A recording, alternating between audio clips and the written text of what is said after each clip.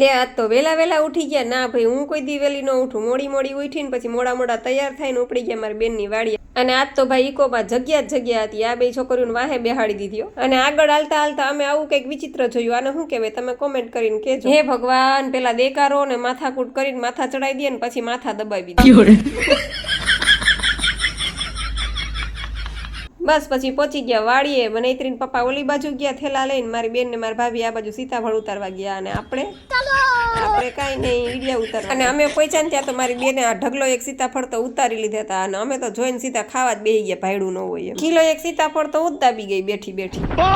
આપણે તો સીતાફળ ખાઈને પેટ ભરી લીધું. અને આ બધા જો સીતાફળે કિલો ખાધા ને પાછા શાક રોટલા ખાવાય બેસી ગયા. અને આ જો ખાઈને ખાઈટે ચડી ગયા. અને અઘરામાં અઘરું કામ મને સોંપી દીધું. મારા માટે તો એટલું અઘરું છે ને કે વાત ન પૂછો.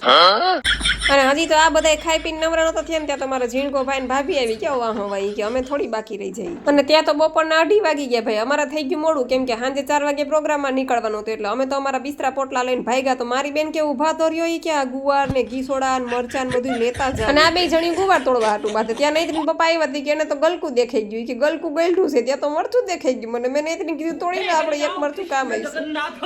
અને આ જો પાછા જતા જતા મિલાને એક ઢગલો એક પાછા ઉતારી લીધા. પણ લેવા જવાય નહીં ભાઈ, કેમ કે હાવ જ સામો જોબો. વાડીએ ગારાના રમકડા તો નૈત્રીએ બનાવ્યા, પણ ટી શર્ટમાં થાપાઈ માર્યા ગારાના. 2:30 વાગે નીકળ્યા હતા, 3 ને 5 પહોંચ્યા, કેમ કે રસ્તો બહુ જ ખરાબ હતો. બસ આવીને સીતાફળ ઠેકાણે કર્યા અને મેં જામફળ ને તરબૂચ ખાધા. તો વિડીયો ગમે તો લાઈક શેર અને સબસ્ક્રાઈબ કરવાનું ભૂલતા નહીં. આવજો. સીતારામ.